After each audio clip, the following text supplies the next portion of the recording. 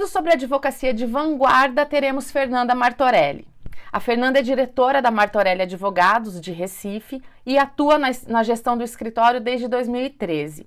Hoje ela é sócia responsável pela filial do escritório em São Paulo. E ela já atuou nas áreas trabalhista, tributária e ambiental e possui 15 anos de experiência na advocacia. É mestre em Direito pela Universidade Federal de Pernambuco e tem um LLM pela Suffolk University Law School de Boston, Massachusetts. Fernanda, é com você.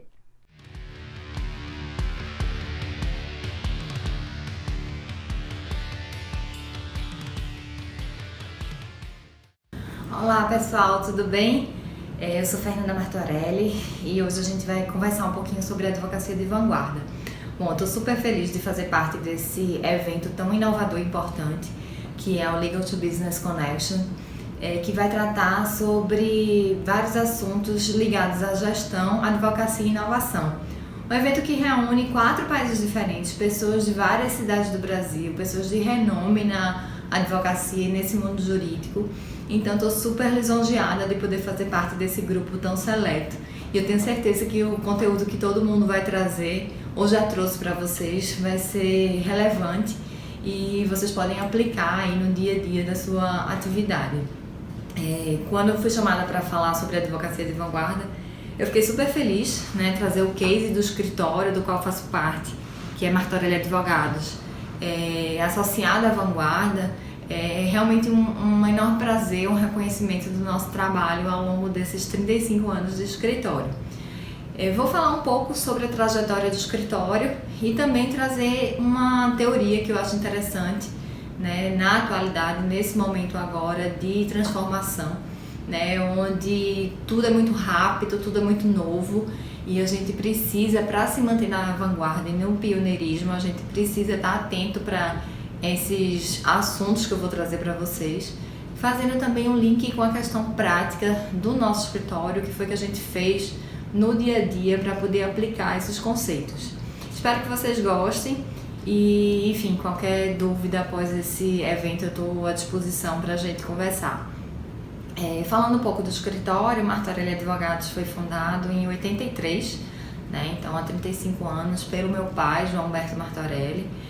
Fundou em Recife, foi nossa primeira unidade e ele sempre foi uma pessoa com a mente à frente, realmente uma pessoa diferenciada, não é porque é meu pai, mas é que realmente ele sempre pensou um passo à frente.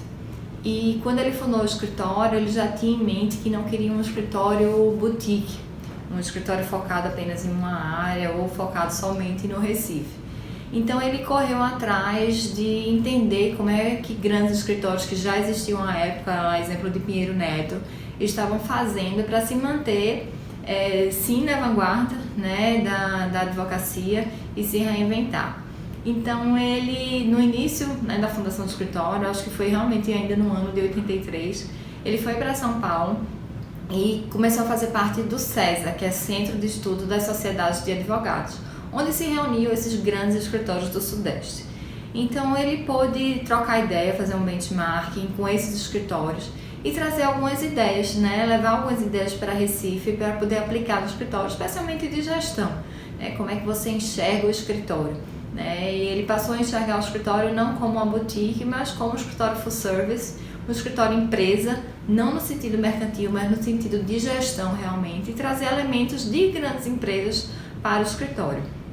E ele passou a administrar o escritório nesse sentido, tendo todas as áreas do direito, né, desde o início, sempre foi esse o objetivo dele, mas ele não começou a carreira dele desse jeito, né? Enquanto estagiário, ele até diz que ralava bastante, né? Ele ia no fórum, ele subia até o último andar no fórum de Recife e saía descendo, batendo de vara em vara para fazer o acompanhamento dos processos, e isso há mais de 35 anos. Ele se formou em 77, então antes disso ele já atuava dessa maneira.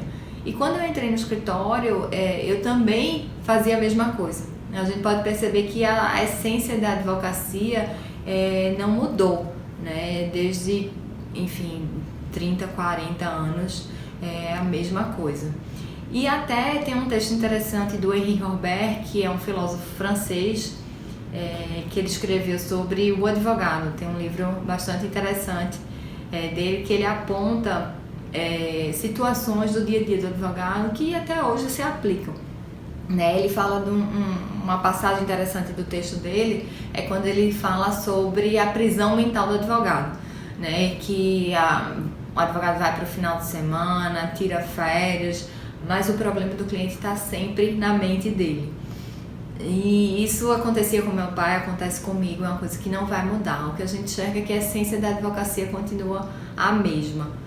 A questão da função social da advocacia, fazer advocacia pro bono, isso tudo ainda existe e vai continuar existindo, desde a época de Henri Robert, como na época do meu pai e os dias de hoje. Então, o que a gente enxerga é que a gente precisa adotar algumas ações para poder se adequar ao mundo moderno, né? Um mundo de tecnologia, um mundo de transformação. Então, durante toda essa trajetória do escritório, meu pai pensou bastante em trazer algo de diferente para o mundo jurídico, para os seus clientes, para atender o cliente de uma maneira que fosse satisfatória. Então, com essa volta, né, do César, com essa construção de uma nova gestão dentro do escritório, com a ampliação da advocacia para deixar de ser boutique e passar a ser full service, a gente deu um salto, né, no escritório e também montou uma estratégia de abrir outras unidades e levar essa gestão, essa forma de atuação e posicionamento no mercado para outras cidades. Então a gente abriu João Pessoa, Maceió, Salvador, São Paulo e sempre replicando toda essa forma de gestão. Um outro fator interessante é que a gente sempre pensa de como agregar valor ao cliente, né? Como é que você vai fazer diferente, como é que você vai trazer um produto novo. Então, a gente sempre pensa muito nisso, né? De trazer inovação. Mas quando eu entrar na parte de transformação digital, eu vou falar um pouquinho de exemplos práticos do que a gente fez para atender essa teoria, né, que eu vou trazer para vocês. Mas enfim, o que é importante? A gente não pode ficar apenas fazendo mais do mesmo, né? Isso vocês já devem ter ouvido há bastante tempo, enfim, e muitas vezes por aí. O que a gente precisa fazer é se reinventar a cada dia. E se manter ao longo de 35 anos no pioneirismo não é fácil. Óbvio, tivemos momentos de que não conseguimos fazer isso, né? Mas o importante é você estar com isso em mente e sempre se provocar a sua sociedade, provocar seus advogados para pensar fora da caixa. Na verdade é não ter caixa, né? Essa é uma expressão que eu vi recentemente e gosto bastante. Não precisa ter caixa, né? Você não precisa pensar fora ou dentro da caixa, não tem. Então você se liberta e consegue ser mais criativo, né? Tanto mesmo na nossa área, mesmo no direito, que é uma área altamente regulada e que não tem assim, você não consegue sair muito do dia a dia. É importante a gente ter isso em mente. Bom, então pensando em como se manter no pioneirismo num momento que tem economia compartilhada, advocacia 4.0, tecnologia de ponta, inteligência artificial, o que a gente faz para se manter nesse pioneirismo? Como é que a gente se reinventa? E aí que eu vou, enfim, falar um pouquinho para vocês da transformação digital na visão de David Rogers, que é um professor da Universidade de Columbia, em Nova York, que tem um livro já traduzido para o português, que eu indico bastante, que é Transformação Digital, repensando o seu negócio para a era digital. E se aplica totalmente à advocacia. Eu vou falar sobre 5 elementos que ele traz, que são 5 elementos que a gente precisa prestar atenção para poder, nessas 5 áreas, você se reinventar, que são elementos que estão constantemente em mudança, especialmente agora, nessa era digital, e que a gente trouxe para o escritório e tem aplicação direta na advocacia. Assim, para mim isso está muito claro. Então deixo a dica aí para vocês lerem esse livro e tentar encaixar no dia a dia de vocês. O primeiro elemento que ele traz é o cliente. A relação com o cliente está mudando. Antigamente, na época de Henri Robert ou do meu pai, a relação com o cliente era muito direta e pessoal. Então você tratava, o cliente ia para o escritório, contava os problemas e você ficava com isso na cabeça para tentar achar uma solução. Hoje o cliente ele é muito despersonificado, né? É a grande corporação, óbvio que existem aí o empresariado local, os clientes de pequeno porte que são tão importantes quanto os demais, mas até eles assim estão mudando, porque a vida da pessoa que compra o seu serviço, que contrata o seu serviço, mudou. Então ela está muito mais conectada com outras pessoas, com o mundo virtual. Ela está no Facebook, ela está no Instagram, então ela é uma pessoa que está nessa era digital e está muito mais exigente, né? E sua opinião ela é totalmente compartilhada por uma rede de conexões. Então ele aponta que esse tratamento com o cliente deve ser modificado. Perceber que o cliente está nessa rede de conexões é importante. Como é que você vai se aproximar estando na rede com ele? Obviamente que meu pai também sempre coloca a proximidade com o cliente deve ser totalmente respeitosa e uma proximidade relativa, né? Então, como é que você se insere na rede de conexões do cliente para poder ouvir o cliente, receber o feedback, fazer a avaliação do seu trabalho? Hoje a gente utiliza uma ferramenta no escritório bem interessante, que é a NPS, que é uma ferramenta de pesquisa de satisfação, que o cliente atribui notas ao nosso serviço, e aí no nosso caso a gente fez por áreas. Então, como é que ele avalia o nosso serviço na área tributária, como é que avalia o nosso serviço na área do consumidor e etc. E ele atribui essas notas e tem espaço para comentários. Com o resultado dessa pesquisa, a gente pôde traçar novas estratégias, perceber, ouvir o cliente, receber o feedback, fazer um plano de ação e poder agir de forma diferente para atender a melhor satisfação do cliente, que é nosso objetivo.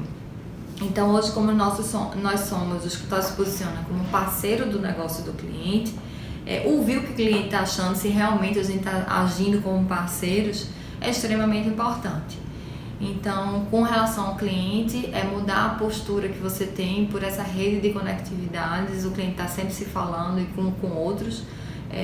Meu pai também sempre diz que o cliente é a fonte do direito, né? Ele que vai te dar elementos para poder defendê-los e é a fonte também da avaliação do seu serviço, né? Se você está atendendo. E outra máxima também que o meu pai fala é que o cliente chega através da indicação de outros clientes. Então, o seu serviço precisa estar realmente sempre muito bem feito e o cliente satisfeito para chegarem mais clientes.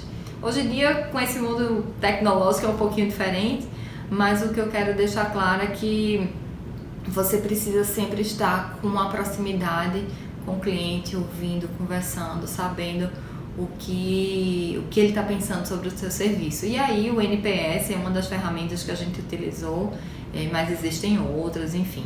O importante é ter sempre esse feedback. Bom, o segundo elemento é a concorrência, né? Ele fala que a concorrência hoje está mudando. Hoje a concorrência não é entre empresas do mesmo setor, mas empresas de diferentes setores. No caso da advocacia eu enxergo isso claramente. Hoje a concorrência não é mais entre escritórios de advocacia, mas entre escritórios e empresas de Lotec, por exemplo. Essas empresas estão surgindo aí, trazendo ferramentas interessantíssimas, né, tecnológicas, que realmente substituem o nosso trabalho, né? Então você precisa enxergar algumas empresas de tecnologias como concorrentes. Isso não é um mal, isso na verdade é como você vai se posicionar com relação a isso, a essa nova concorrência. Por outro lado, ele também ressalta, que eu também acho que é super aplicável à nossa atividade, é que essa questão de concorrência relativa, na verdade você devia tratar o concorrente como um colaborador, né, como um parceiro. E eu enxergo isso também no nosso dia a dia, né? Você vê escritórios de diferentes especialidades se juntando para atender melhor um cliente, né? Então você enxergar um outro escritório como um parceiro vai te trazer ganhos e benefícios. A gente vê também vários escritórios se juntando para montar uma câmara de arbitragem, por exemplo. Então, no nosso dia a dia no escritório, a gente está tentando não enxergar mais os outros escritórios como concorrentes, né? E o escritório nosso, Martorelli Advogados, ele tem uma história de que várias pessoas que foram do nosso escritório montaram outros. Então, eles aprenderam muito com a gente, o que a gente acha super positivo, e hoje montaram seus próprios escritórios, seguiram uma vida aí nas suas carreiras, tendo um nome na placa, e isso também é bacana. Então a gente mantém uma relação com essas pessoas e obviamente a gente tenta fazer parceria e criar novos produtos juntos, tanto em associações como o CESA, que eu já falei, na própria OAB, enfim, em outros locais que a gente busca essa parceria e não enxerga mais o outro escritório como concorrente. Então esse é um ponto importante, sabe? É uma mudança de mentalidade que nessa era digital é extremamente importante. Um terceiro elemento seriam os dados, a informação.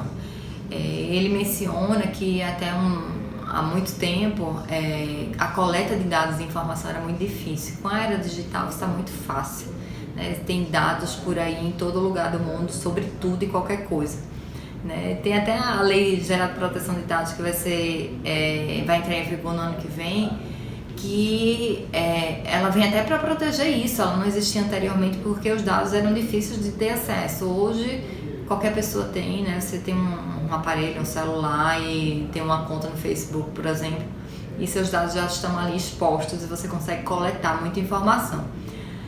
Por isso que se diz, né, que os dados são o novo petróleo.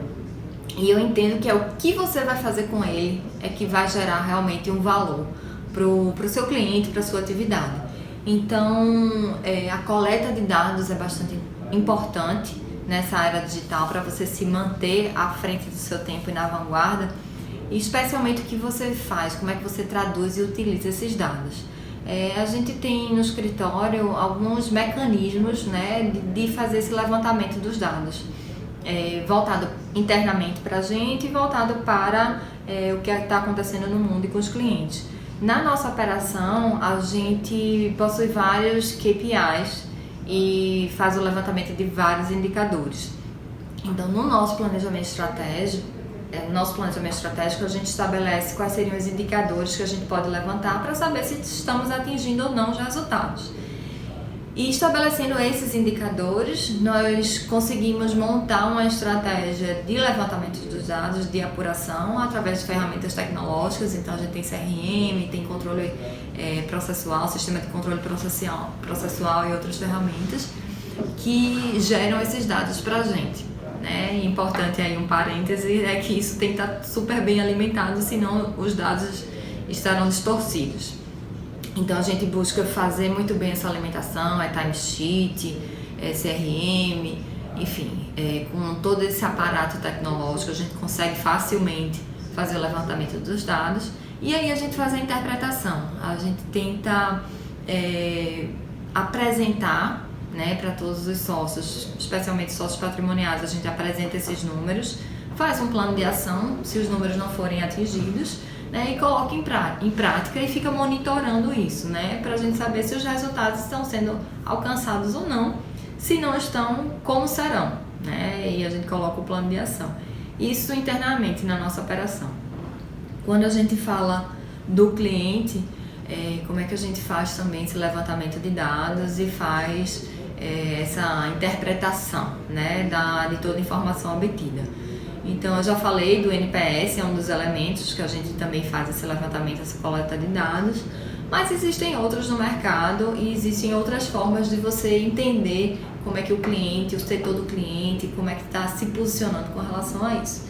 Então, com relação ao terceiro elemento, a coleta de dados é importantíssima, mas a tradução em informações e o que fazer com ele é o novo petróleo. É um conjunto de coisas que você pode utilizar para te direcionar a uma melhor estratégia. Então é muito importante e vocês precisam ter mecanismos para fazer o levantamento e a interpretação. Bom, o quarto elemento, já chegando perto do fim, é a inovação. Ele menciona que a inovação até um tempo atrás era muito difícil de ser implementada. Na verdade, você criava um produto, né, já pronto, fechado, e colocava no mercado para ser testado. Hoje, o teste desse novo produto ele está muito mais rápido, você consegue fazer protótipos de uma maneira mais barata, tudo isso influenciado pela tecnologia. Então, para lançar um novo produto, as empresas estão testando antes, fazendo um grupo de clientes, né, colocando um protótipo no mercado, o MVP, que é Minimum Value Product. Então você já coloca esse MVP no mercado e sente a receptividade do cliente. Então, para inovar, está sendo muito mais fácil, muito mais rápido. Contando a experiência do escritório, né, sempre fazendo esse link com a advocacia de vanguarda do próprio escritório, eu queria mencionar 2 casos para vocês. O primeiro é a célula de startup que nós montamos. No ano passado, uma sócia nossa, ou foi em 2017, uma sócia nossa foi para o Vale do Silício para fazer um curso sobre startups e ela percebeu que existia um nicho de mercado para essa área, porque são empresas novas que estão sendo criadas ali no dia a dia, basicamente empresas de tecnologia, mas existem outras que já estão nessa era digital e estão testando o seu produto, enfim, e iniciando de uma forma pequena. E elas estavam, né, sem assessoria jurídica especializada nesse assunto, tanto do assunto teórico aí da tecnologia, como na relação com o próprio fornecedor. Então elas tinham um certo receio de contactar advogados porque não entendiam muito bem a linguagem, pessoas novas, que não entendiam muito bem a relação com os advogados e com o judiciário. E aí a gente percebeu que poderia se montar uma célula multidisciplinar com advogados de cada área do escritório, voltados para atender esse ecossistema da startup. E a gente fez um grupo de estudo, né, para testar isso, né? Então a gente imaginou, bom, vamos também testar para ver se é bem absorvido para o mercado, se existe realmente essa demanda no mercado. E a gente montou em Recife uma célula multidisciplinar ali perto do Porto Digital, na verdade dentro do escritório, mas é na mesma cidade do Porto Digital, que é um grande polo, né, de empresas de tecnologia, de startups. E a gente teve que se reinventar, né? A proposta de honorários teve que ser diferente, tanto com relação à forma como ao valor. A forma como a gente se comunica com essas pessoas também é super diferente, porque comunicação rápida, WhatsApp, e-mail, eles já não utilizam mais, utilizam o Slack ou o próprio WhatsApp. E, assim, não querem fazer reuniões presenciais, tem que ser tudo mais rápido, faz uma chamada de vídeo e resolve. E a forma de pagamento também dos honorários, tudo isso precisou ser repensado. Então, a parte teórica, né, aí do direito voltada para isso, e também a parte de posicionamento do escritório. E a gente fez um teste, né, atendendo uma startup que topou aí fazer esse teste com a gente, obviamente a gente já estruturado. E percebemos, né, tivemos feedbacks positivos, negativos, mas com o aprendizado desses testes a gente foi estruturando melhor nossa célula e hoje ela anda sozinha e está super bem. Bom, um outro exemplo é nossa inteligência artificial, o Bob, que a gente chama. O Bob é uma inteligência artificial que foi criada para atender a necessidade do cliente. Como é que aconteceu? Alguns escritórios estavam entrando, né, nessa parte de tecnologia de inteligência artificial, trazendo para dentro dos escritórios inteligência artificial voltado basicamente para a operação interna do próprio escritório. E a gente foi atrás de buscar novas tecnologias. E conversamos com algumas empresas, mas fomos procurados pela Ensinar Tecnologia, que é um parceiro Google de Recife, que atende todo o Brasil, querendo ter uma parceria com o escritório para ser o primeiro case de inteligência artificial da Google, né? Que existiam outras, mas eram da IBM, enfim, de outras empresas. E ele queria utilizar uma parceria com o escritório para ser o primeiro da Google. e a gente topou na hora. Eles trouxeram uma sugestão de alguns produtos internos para melhorar a operação, produtos muito bons, mas como a gente sempre pensa no cliente, sempre pensa em ser parceiro do negócio do cliente, a gente queria, na verdade, direcionar para um produto que melhorasse a operação do cliente, lógico que na área jurídica. E aí, pensando e conversando, a gente decidiu escolher uma área, que foi a área trabalhista, e um cliente que pudesse nos ajudar nisso, para fazer um MVP. Então, aplicando aí o David Rogers, a gente entendeu que fazer um MVP seria essencial para saber se esse produto teria adesão no mercado, no cliente, para a gente poder, obviamente, tentar utilizar dessa inteligência artificial para agregar valor para o cliente.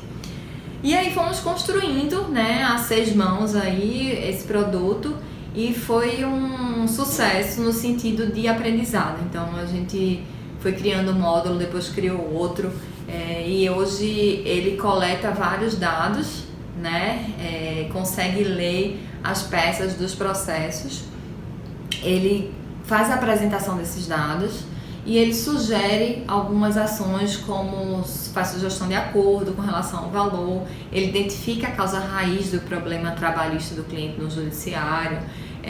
Então foi um produto direcionado para isso, mas que a gente, para inovar, a gente preferiu utilizar nesse formato de MVP e conseguimos tomar decisões rápidas para ajuste de curso, o que foi bem interessante para a gente e para o cliente. Então, nesse ponto de inovação, você testar um novo produto, e novo produto aí no mundo jurídico, né, tem surgido bastante. Então você testar uma nova tese na área tributária, você testar novas áreas aí, a LGPD vem trazendo grandes oportunidades para muitos escritórios que querem investir nisso, então áreas novas. E se diz também, né, que em alguns anos várias atividades que não existem hoje passarão a existir. Então, por que não pensar quais seriam essas atividades e já montar aí um teste, como é que você vai atuar para atender essa nova demanda que vai existir, né? Não é fazendo futurologia, né, mas é vendo qual é a tendência do mercado, quais caminhos a gente pode abrir para poder sair à frente e fazer uma advocacia de vanguarda. E por fim, o último elemento é o valor, né? Como é que você leva o valor para o cliente no mundo que está todo mundo pensando nisso e está todo mundo querendo levar novas ideias, novos valores para o cliente. Esse é um ponto bem difícil, né? Que eu acho, porque você pensa em alguma coisa hoje, amanhã já tem outra pessoa pensando em outra e já agrada mais o cliente. Então esse é um ponto mais difícil, mas eu tenho certeza que com o estudo, a dedicação constante, a gente vai conseguir levar valor para o cliente. Então, você se antecipar à necessidade do cliente e criar novos produtos que ele nem saiba que vai precisar no futuro é super importante. Então, aí você alia o estudo, né, o estudo de leis, de inovação, de projetos de lei, né, com estudos do que está acontecendo no judiciário, como é que o judiciário, o STF, enfim, está se posicionando com relação a determinadas tarefas, matérias, e aí você foca em produzir esse valor. O foco sempre tem que estar no cliente, como é que você pode levar algum valor que ele nem tenha pensado. E assim você consegue se destacar, gerando algum produto, algum valor novo para o cliente, que com certeza isso vai fazer uma diferença na tua relação com ele. Bom, esses são os 5 elementos, né? Então vamos recapitular: cliente, concorrência, dados, inovação e valor, que são mencionados por David Rogers. Mas na experiência do escritório, né, fazendo a ponte aí com tudo que a gente falou, né, com exemplos que a gente trouxe do próprio escritório, que como eu estou aqui para falar sobre um case, né, eu não podia deixar de trazer esses elementos, mas o essencial que nós entendemos ao longo desses 35 anos de história são as pessoas. Então não adianta você conseguir ajustar todos esses 5 elementos se você não tiver uma sociedade, no caso de advocacia que se posicione como sociedade, né, sem as pessoas. Então, é essencial você ter uma forte cultura organizacional, governança corporativa. E no nosso caso, e aí trazendo um pouco da nossa experiência, e porque a gente entende que também somos um escritório de vanguarda, é como a gente enxerga a nossa sociedade. Então, desde cedo, desde que o advogado se forma, ingressa no escritório, seja até antes como estagiário, mas obtendo a OAB, nós queremos sócios, nós não queremos empregados. E isso não é uma teoria, é realmente na prática, porque é uma filosofia nossa. A gente entende que os advogados precisam ser empreendedores. Para ser empreendedores, eles precisam ser donos do próprio negócio. Então, a gente coloca essa abertura para eles serem donos do escritório. E no sentido de sentirem que podem realmente fazer parte, que não estão apenas prestando serviço. A gente, acho que foi em 2017, a gente deu uma mudança na estrutura da organização e montamos uma governança corporativa com uma descentralização da gestão. Então, hoje a gente tem 3 diretores, 2 deles foram estagiários do escritório e montamos uma diretoria de desenvolvimento da carreira do advogado. Ou seja, uma diretoria voltada para os nossos sócios, para os nossos advogados, que trabalha fortemente para que o advogado se desenvolva dentro do escritório. Isso é realmente uma filosofia nossa. Além disso, nós montamos vários comitês, né, de gestão, que é um comitê de sustentabilidade, um comitê de diversidade e inclusão.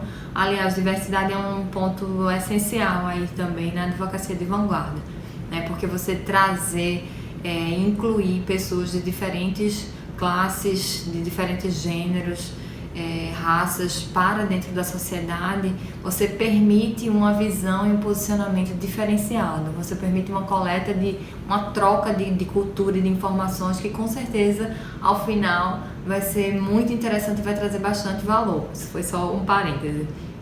E a gente inclusive tem um programa para a inclusão de negros na sociedade de advogados, porque entendemos que eles não conseguem chegar ao topo, e é isso que a gente está tentando ajudar e, enfim, a mudar essa questão na própria sociedade de uma forma geral. Bom, temos o comitê de ética, comitê de compliance, e esses comitês eles são compostos por sócios de serviço, por alguns sócios patrimoniais, mas a gente permite que os sócios de serviço também auxiliem na gestão do escritório, a gente abre esse espaço. E com essa diretoria da carreira do advogado, a gente permite que ele consiga alcançar a sociedade patrimonial. Nós queremos a perenidade no escritório e deixamos bem claro que o estagiário de hoje pode estar no meu lugar amanhã, no lugar do meu pai. Então, mas a gente precisa também criar mecanismos para que isso aconteça. Por isso a criação dessa diretoria. Então, para a manutenção, para a perenidade do escritório, nós entendemos que uma pessoa só, como fundador, como meu pai, como eu, os demais sócios patrimoniais, isso não vai ser viável, né? A gente precisa que toda a sociedade, desde o advogado recém-formado, entenda que a gente quer essa perenidade e que eles são donos do escritório e podem fazer a diferença. Isso, para a gente, conta bastante para ser uma advocacia de vanguarda. Nós não queremos advogados empregados. A gente quer advogado que faça a diferença no nosso negócio e esteja pensando nessa filosofia, né, de ser parceiro do negócio do cliente, esteja pensando à frente, criando novos produtos, utilizando a inovação, a diversidade para atingir esses objetivos. Bom, eu acho que é isso. Eu falei abrangentemente sobre a história do escritório, fazendo contraponto aí com os dias de hoje, com a advocacia 4.0, com tecnologia. Então eu acho que consegui mostrar para vocês um pouco do que o escritório entende e porque seria uma referência, né, como advocacia de vanguarda. Espero que tenham gostado, que eu tenha acrescentado alguma coisa. Eu não queria falar mais do mesmo, por isso que trouxe alguns diferenciais da minha visão. E estou à disposição para tratarmos sobre o assunto, sobre outros aí, em outra oportunidade. Fico muito feliz de ter participado dessa conversa e espero que vocês gostem e aproveitem o restante do curso, do evento, que realmente é super interessante e eu também vou aproveitar. Tá bom? Obrigada e até a próxima. Boa sorte.